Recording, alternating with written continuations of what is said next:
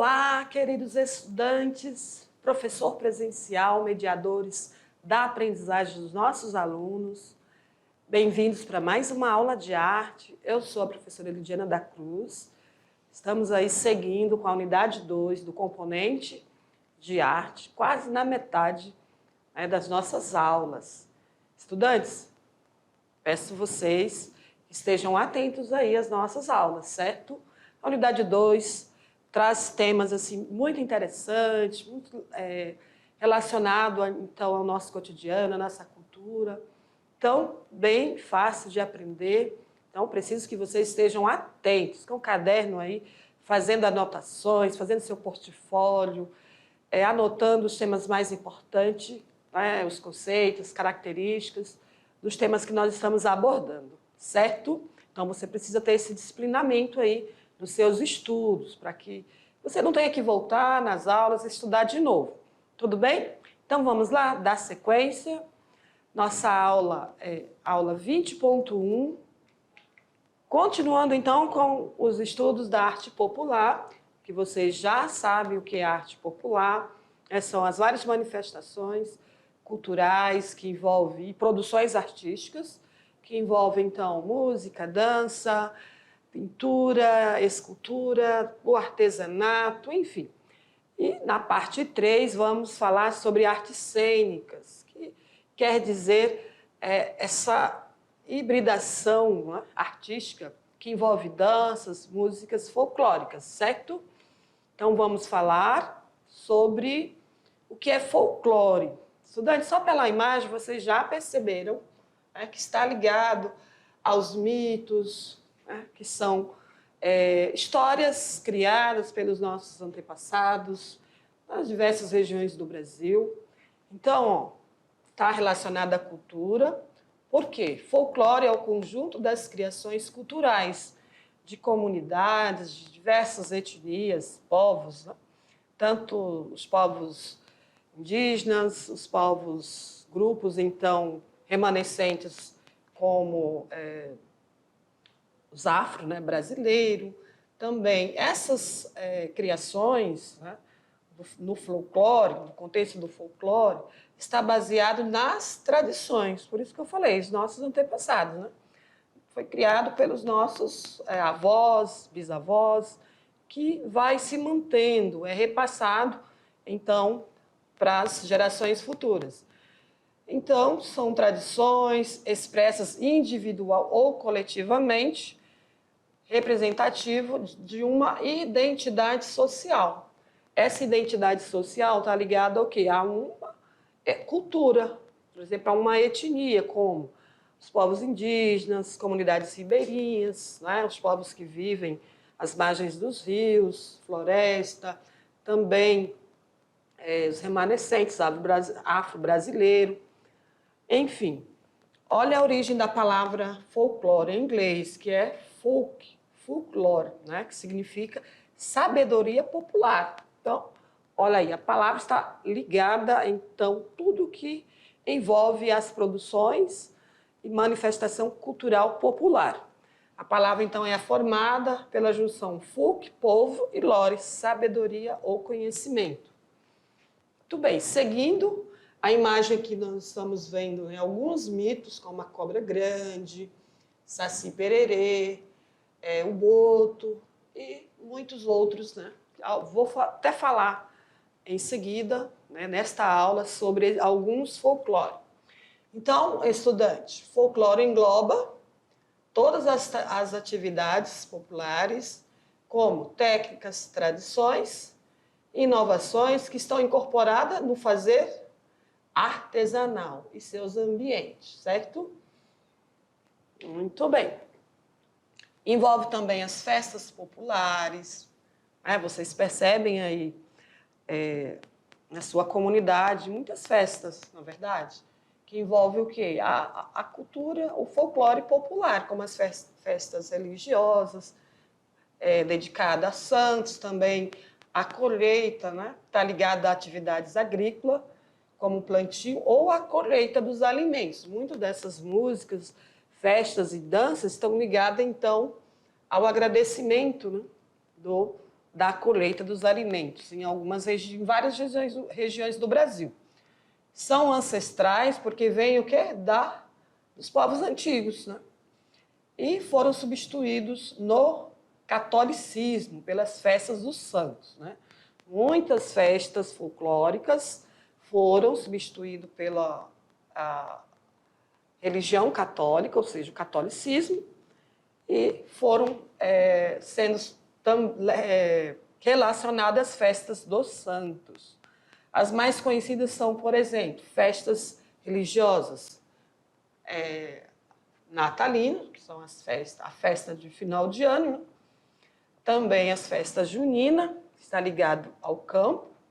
Por isso que lá nas festas juninas produzido todas as comidas típicas, né? Vocês muitas vezes têm essas festas aí nas escolas ou nas comunidades, né? Igrejas católicas, enfim.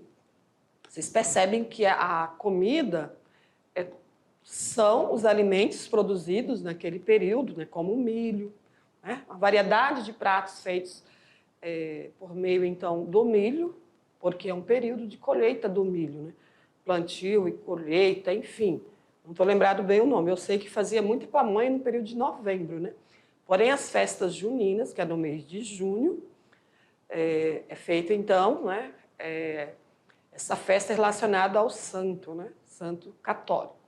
Então, tanto as músicas, as danças, que é apresentada ali nessas festas, que pode ser feito tanto nas comunidades, às vezes as pessoas fazem lá, se reúnem um grupo, num bairro, né, ornamenta ali a rua e faz a festa junina. Também é feito nas comunidades, né, das igrejas católicas, é feito também na cidade, às vezes a cidade inteira se organiza, né, nesse período junino para fazer representação de quadrilhas, de danças e músicas relacionadas, então, a esse contexto, certo? Então, não é difícil de entender. Vamos para a tela, vamos dar continuidade aqui.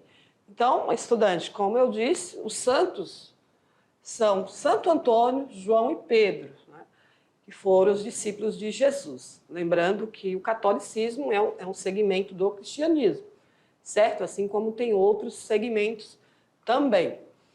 Sobre as danças folclóricas, estudante, vamos ver aqui como elas são caracterizadas. É um conjunto de danças sociais peculiar, ou seja, relacionada a um estado brasileiro, no caso aqui a cada estado brasileiro. Elas podem se diferenciar, mas elas são oriundas de rituais mágicos e religiosos. Hoje nós temos, então, a mistura tanto das danças nordestinas com as danças do norte, né, com base, então, na cultura indígena. As danças folclóricas, elas possuem diversas funções, como, por exemplo, comemoração de datas religiosas, homenagens, agradecimentos, saudações às forças espirituais.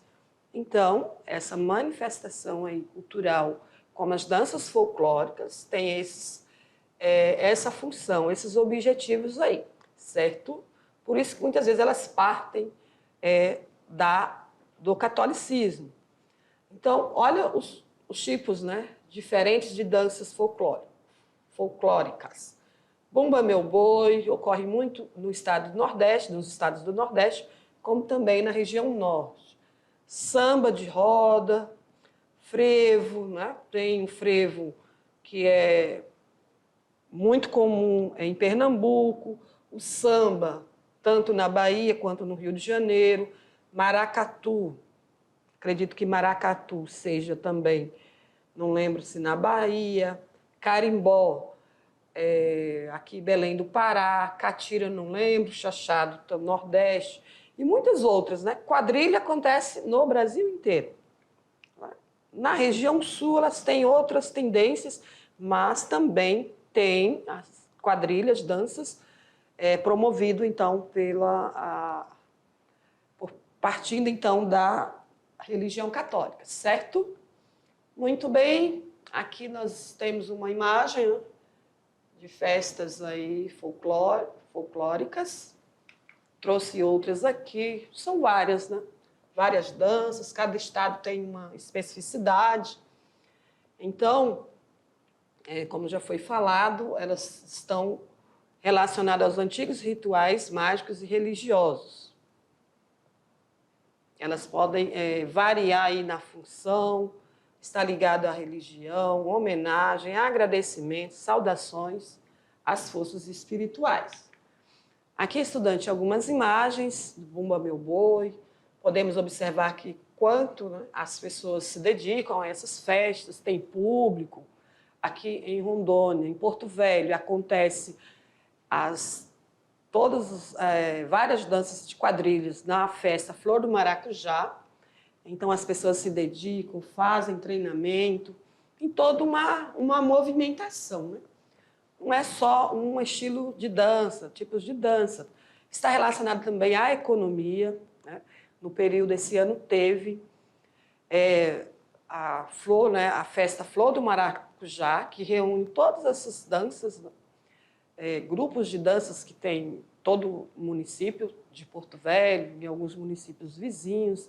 Esses grupos de dança se reúnem, fazem ensaios, investem também nos figurinos, né, para poder fazer a apresentação, porque tem uma forma de competir, né? O grupo que melhor se desenvolveu, o grupo que melhor fez ali uma roupa, né? Melhor se dedicou. Enfim, então há disputa também entre esses grupos. E o que movimenta, o que está por trás disso? Além, né, dessa manifestação cultural da região, tem a questão da economia, né? Porque é um espaço em que as pessoas podem ir lá, se organizar e vender ali os alimentos típicos, né, do período junino. E aí gera renda também para a comunidade, porque há centenas, milhares de pessoas que fazem visitação nessas festas. Geralmente elas ficam 3 a 4 ou 5 dias, se eu não me engano. Então, envolve toda essa questão da cultura, da religião e também da economia, né? Movimenta a economia da localidade, certo? Então, vamos lá. Vamos dar uma olhada aqui em mais exemplos de danças, como cada estado, né, tem um estilo. Aqui, ciranda, que é em Roraima.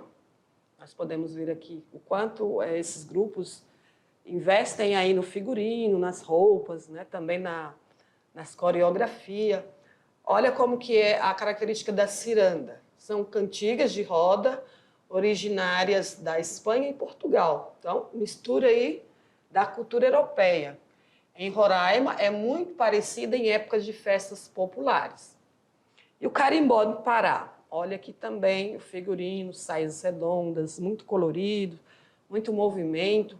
O nome da dança vem do tupi, que significa tambor, com o qual se marca o ritmo corimbó, né? Então, é carimbó. Não sei se a palavra aqui está errada ou é uma outra palavra que é relacionada ao ritmo, né? Então, carimbó do Pará. Já fiz ensaio dessa dança com alunas minhas do Fundamental.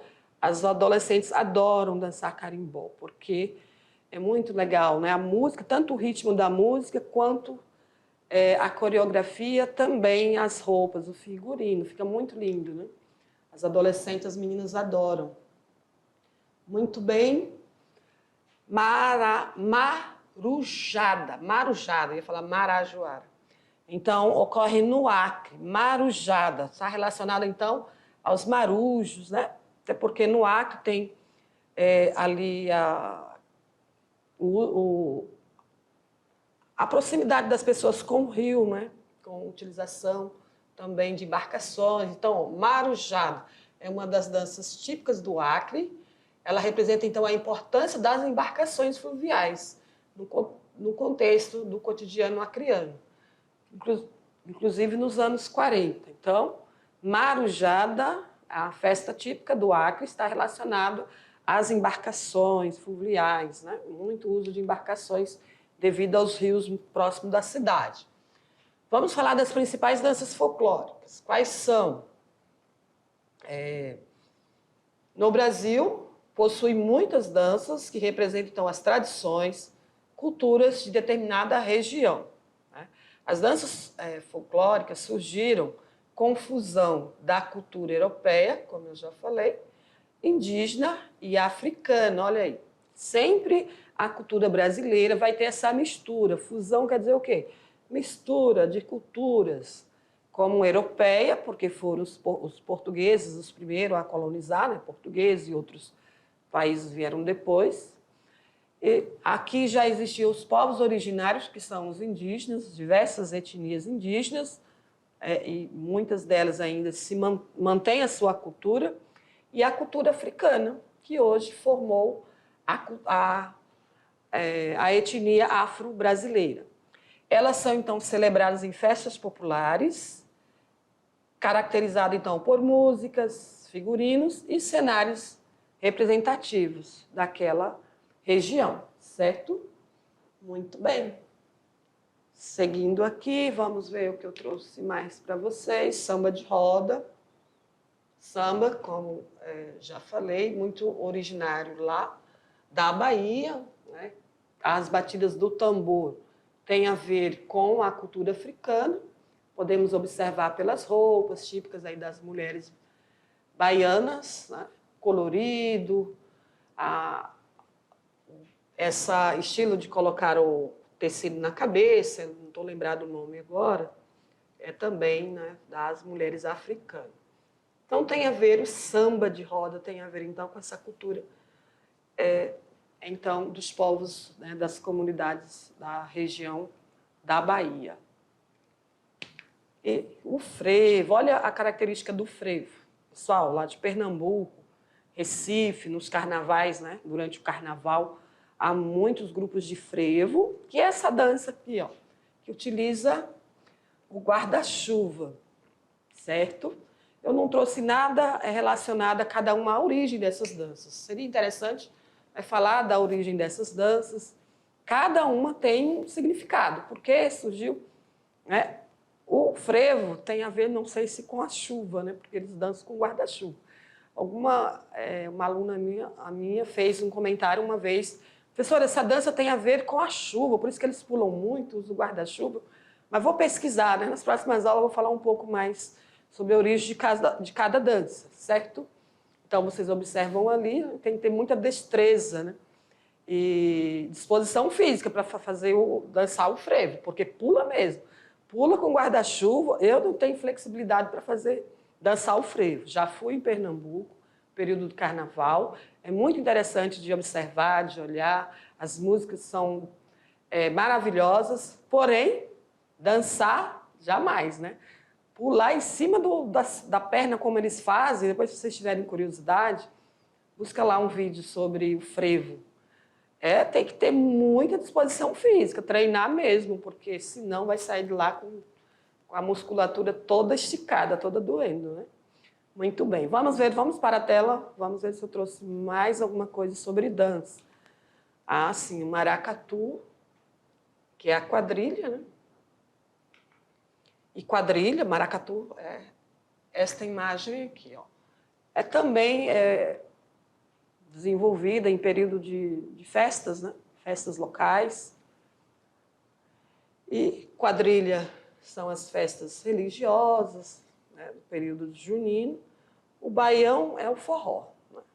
Tem várias coreografias para dançar o baião, forró, com música por meio do instrumento da sanfona, né? E até vou falar de um cantor famoso do baião nesta aula, então, inclusive já é a próxima slide. Vamos conhecer então esse artista, ó, que fala que foi o que mais se dedicou aí ao baião, né? Ao shot, ao chachado, que foi Luiz Gonzaga. Ele nasceu em 1912, faleceu em 1989. Eu gostava, quando era criança, ouvia muito as músicas. Meus pais, né, por serem nordestinos, ouvia muito, então a gente já apreciava, quando criança, as músicas de Luiz Gonzaga. Então ele foi sanfoneiro pernambucano e compositor popular e divulgador, né, do baião, do shot, do chachado. Ele, então, foi reconhecido como o rei do baião. Então, Aqui é a imagem dele, com a sua roupa típica aí do Nordeste, né, com esse chapéu bem típico mesmo do Nordeste, chapéu de couro, e sempre com a sua sanfona. E ele se apresentava constantemente na TV, né? Nesse período aí em que ele fazia muito sucesso. Então, constantemente ele aparecia nos programas de TV. E eu gostava muito de ver. Muito bem, então, estudante, sobre as músicas folclóricas, né, falamos ali um pouquinho dos tipos de dança, que são diversas.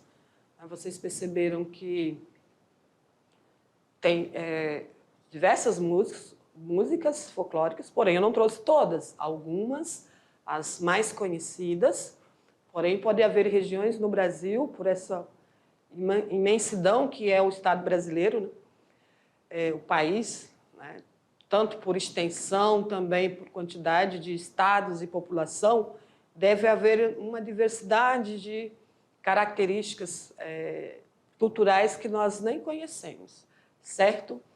Que fica escondido, que não é divulgado. Então, por exemplo, as músicas indígenas, as danças indígenas, muitas delas nós não conhecemos, porque não é divulgada, fica muito ali dentro daquele grupo, né, daquele povo.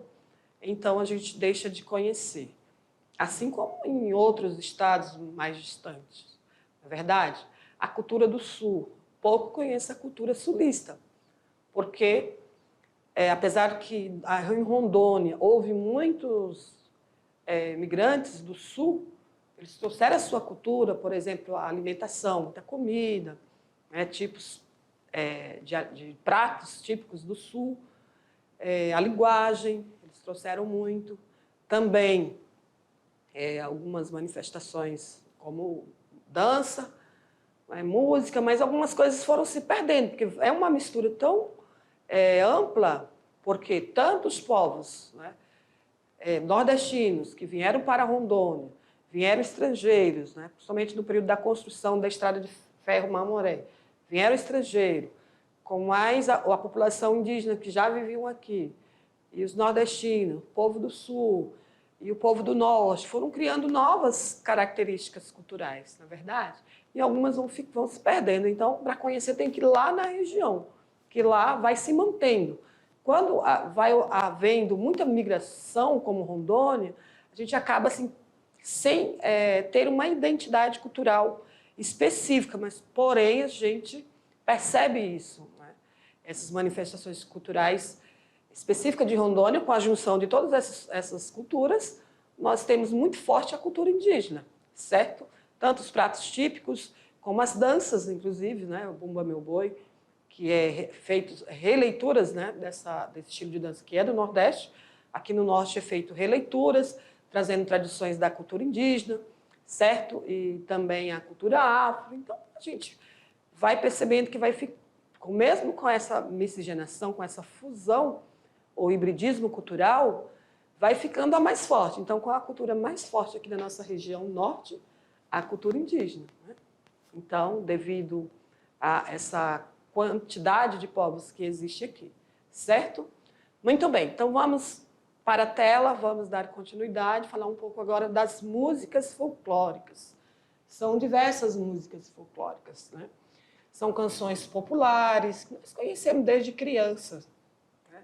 Que fazem parte, então, da sabedoria do povo, que vai repassando de pai para filho, transmitida, então, pela tradição oral, ou seja, é cantada, né? Os nossos bisavós cantavam, ou também a gente ouvia na escola, e aí vai passando, oralmente, né? Às vezes o autor já foi até esquecido, não tem nem o nome do autor, quem criou aquela música, né? Ou seja, ele ficou desconhecido. As melodias folclóricas, ela refletem o quê? O estilo local, preserva então uma herança cultural local, regional, né, ao longo dos tempos, visto que encontramos músicas muito antigas. Vamos ver se eu trouxe algumas músicas folclóricas aí. Deixa eu voltar aqui. Tá, aqui é uma tela, né? Uma tela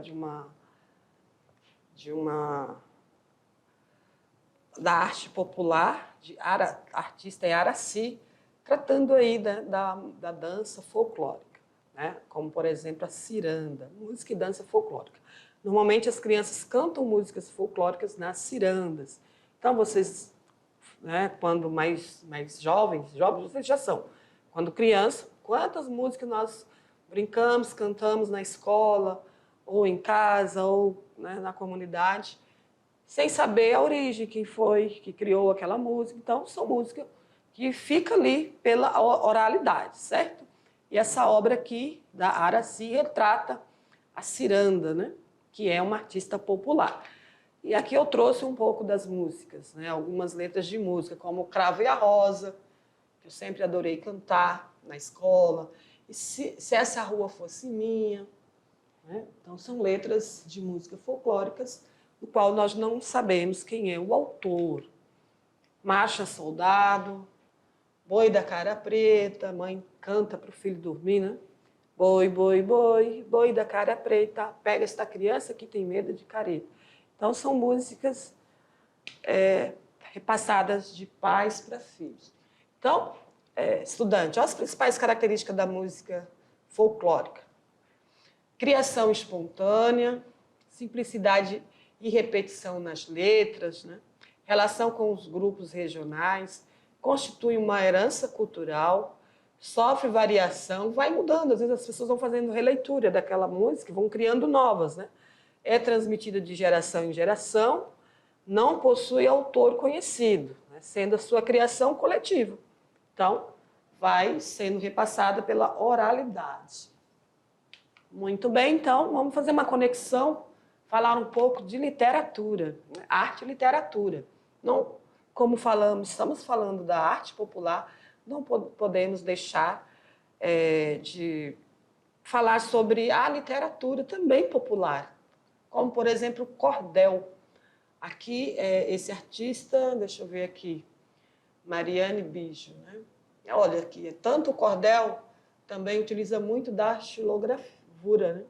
Das gravuras nas revistinhas, no qual é publicado o cordel. Aqui um cordel, por exemplo, aqui a Mariane Bijo, ela diz assim: eu estava num deserto, só que era feito de mar, água por todos os lados, eu não sabia nadar. Perdida sem nenhum norte, talvez pelo medo da morte, comecei a delirar. Então, o cordel tem esse estilo de versos também que vão rimando, que vai contando ali questões mesmo da cultura, né? Da região, dos modos de vida, da pessoa, do autor, por exemplo, onde ele vive. Aqui eu trouxe um outro, também muito conhecido, Assaré, nasceu em 1909, faleceu em 2002, que foi um poeta repentista brasileiro e um dos principais representantes da arte popular nordestina, do século XX. Com uma linguagem simples, porém poética, retrata a vida sofrida e árida do povo do sertão. Então, né, nas suas publicações, nas suas criações, ele retrata o povo nordestino. Isso é muito importante, né? Focar, né? Deixar à tona ali a sua cultura. Então, estudante, é importante que vocês tenham, né, também conhecimento desse gênero textual sobre a cultura, né, local, e que vocês possam, eu até trouxe ali, uma forma de criar, então, cordel, certo? Aqui ele usa a linguagem, parece que ele usa uma linguagem bem simples, ó. Sou matuto sertanejo, daquele matuto pobre que não tem gado nem queijo, nem ouro, prata, nem cobre. Sou sertanejo roceiro, eu trabalho o dia inteiro, que seja inverno ou verão. Minhas mãos calejadas, minha pele bronzeada, da quentura do sertão. Então, esse escritor projetou-se nacionalmente com um poema Triste Partida, em 1964, musicado e gravado por Luiz Gonzaga. Seus livros, traduzidos em vários idiomas, foram tema de estudos na Sorbonne, na cadeira de literatura popular. Então, observamos aí uma pessoa simples, mas com criatividade, com desejo ali de expor, né, o seu imaginário em relação à sua cultura, e ficou aí eternizado, né? Conhecido pelas suas criações. Um artista popular brasileiro que vale a pena destacar aqui na nossa aula. Muito bem, queridos. Como eu disse, ia falar sobre as lendas da região do norte. Olha, são várias. Quais dessas você conhece? São muitas lendas, algumas eu conheço desde criança, que a gente aprende nos livros, né, didáticos, muitas vezes trazem essas lendas, porém, devido aos livros serem produzidos a nível nacional, algumas lendas locais ficam de fora, certo? Cabe a nós, pesquisadores, professores, escritores locais, trazer essas lendas, né, à tona, para não ficar só na oralidade. Então, é importante você, estudante, que conhece alguma lenda, escreva, né, traga ela algo que os seus pais contaram, escreva no caderno, repasse para os seus amigos, envie aqui para nós também, para que a gente possa conhecer. Tem muitas lendas, né, muitos mitos locais, que muitas vezes não chegam até nós, porque fica lá na comunidade. É uma comunidade mais distante, então, se não escrever, não repassar, vai se perdendo, certo? Então, vamos para a tela, vamos conhecer algumas lendas e vocês aí vão buscando lembrar se sabem algo sobre essa lenda. Segundo a lenda, o boto cor-de-rosa vive no rio Amazonas, de onde sai durante as festas populares da região. Ao sair do rio, o boto se transforma em um rapaz atraente. Isso aqui foi retratado numa produção, uma minissérie da Globo, né? Nós sabemos que tem a ver, uma lenda que tem a ver com algo que já aconteceu, né? Bem arranjado, que além de paletó branco, usa chapéu, acessório que tenta esconder o rosto. E principalmente seu nariz comprido, característica então do boto. Então um pouquinho da lenda, até trouxe uma imagenzinha aqui, ó, para vocês verem. Durante as festas, o boto passa a noite em forma humana, ocasião em que aproveita para seduzir as moças que acabam engravidando. Ao amanhecer, se transforma em animal e volta para o rio. Aí ninguém sabe quem é o pai da criança, né? Estudantes, pode ser lenda de algo que já aconteceu, uma forma de explicar algumas situações, né? A minissérie mostrou que a moça engravidou do filho do patrão lá do Seringal. Então, para não entregar o rapaz, ela disse que foi o boto que se transformou num rapaz. Então, por isso que é lenda, né? Pode ser verdade, pode ser mentira, pode ser inventado, enfim. Uma forma de explicar uma situação, um fenômeno.